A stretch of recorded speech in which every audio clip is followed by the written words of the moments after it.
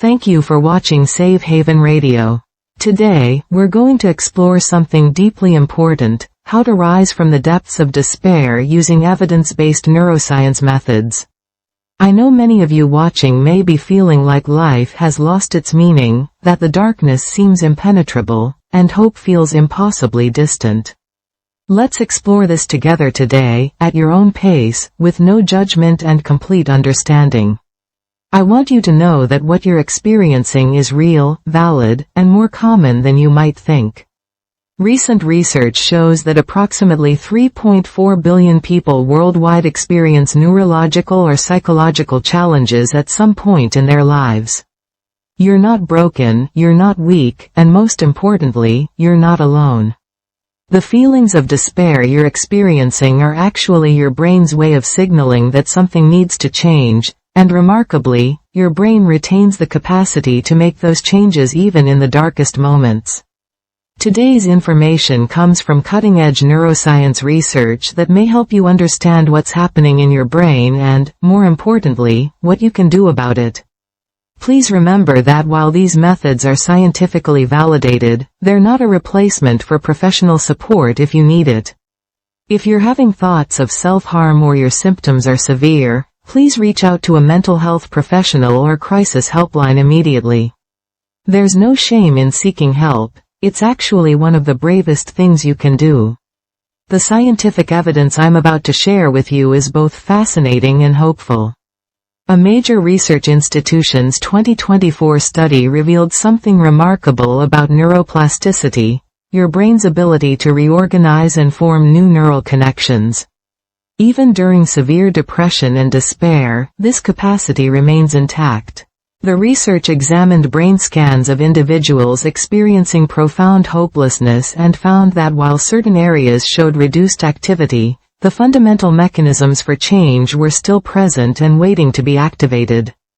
Meta-analyses examining over 96 comprehensive studies have demonstrated that specific interventions can trigger measurable changes in brain structure within just 8 to 12 weeks. Think about that. In less than 3 months, your brain can physically restructure itself in ways that support recovery. A comprehensive review of neuropsychological rehabilitation published this year showed that when people engage with neuroplasticity-enhancing techniques early in their struggle with despair, recovery rates reach between 60 and 75%. These aren't just numbers, they represent real people who felt exactly as you might be feeling now and found their way back to hope.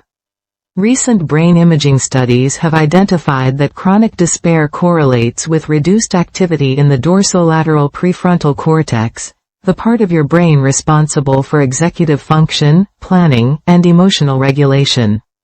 But here's the encouraging part. Targeted interventions can restore normal function to this crucial brain region.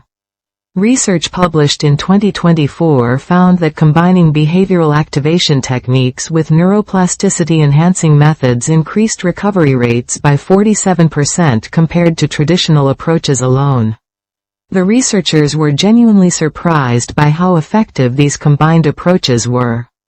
Another fascinating area of research involves post-traumatic growth. A longitudinal study from 2024 tracked individuals through major life crises and found something unexpected. Those who engaged in meaning-making processes didn't just recover to their baseline level of functioning.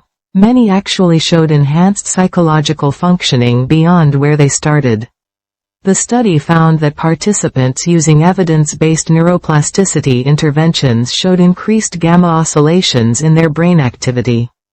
These gamma waves are biomarkers associated with improved mood regulation, better cognitive function, and enhanced overall well-being. Current research suggests that the brain cannot initially distinguish between naturally occurring meaning and meaning we consciously create. This finding has profound implications for recovery from despair because it means we can literally construct pathways to hope, even when hope feels absent. Now let's talk about practical methods you can use, starting today, to begin activating these neuroplastic changes in your brain. Remember, these aren't quick fixes or magical solutions. They're evidence-based techniques that work through repetition and consistency. You don't need to do all of them, and you certainly don't need to do them perfectly. Start with what feels manageable and build from there. The first method is called the Behavioral Activation Protocol, and it's designed to work with your brain's reward system even when motivation feels completely absent. Research shows that performing just one meaningful activity daily, even for as little as 5 minutes, triggers dopamine release and begins the process of rewiring neural pathways. The key insight here is that you don't need to feel motivated to start. The action itself creates the motivation through neurochemical changes. Begin with something incredibly small. Making your bed, taking a 2-minute walk to the end of your street, sending one text message to a friend, or even just sitting outside for a few minutes. The activity doesn't need to feel meaningful initially. The repetition creates the meaning over time through neural pathway strengthening. The second technique involves neuroplasticity enhancement through expressive writing. Multiple studies have shown that dedicating just 15 minutes daily to writing about your experiences increases production of brain-derived neurotrophic factor, or BDNF. This protein is essential for neural repair and the growth of new neural connections. The research indicates that the optimal approach is to write without editing, without worrying about grammar or structure, just letting your thoughts and emotions flow onto the page. Studies show the best times for this practice are morning or early evening when cortisol levels naturally fluctuate. You might write about what you're feeling, what happened during your day, or even write a letter to yourself or someone else that you'll never send. The act of translating emotions into words activates multiple brain regions and facilitates processing and integration. The third approach is progressive, meaning reconstruction. Research has demonstrated that you can begin by identifying just one small area where you can create purpose, even if it feels artificial at first. Start with something simple like caring for a plant, feeding birds in your yard or at a park, helping one person online each day by answering a question or offering encouragement, or even just committing to picking up one piece of litter during your daily routine. The neuroscience shows that as you repeat these small acts of meaning-making, your brain begins to strengthen the neural circuits associated with purpose and value. Gradually, you can expand these activities as the neural pathways become more established.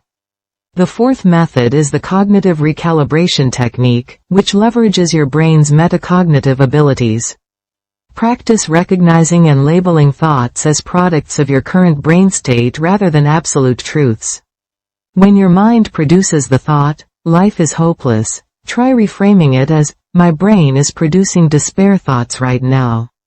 This might seem like a small semantic difference, but neuroscience shows this type of metacognitive awareness activates the prefrontal cortex and helps counter the dominance of the limbic system during periods of despair.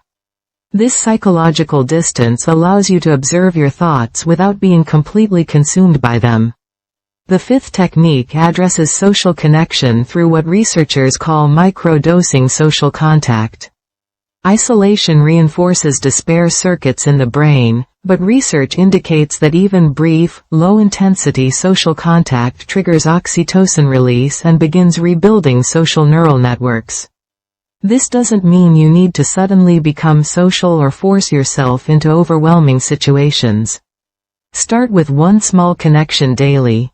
Send one message to someone, make one brief phone call even if it's just to say hello, sit in a coffee shop or library for 10 minutes without necessarily talking to anyone, or simply acknowledge a cashier or neighbor with genuine eye contact and a greeting. Quality matters less than consistency when rebuilding these neural pathways.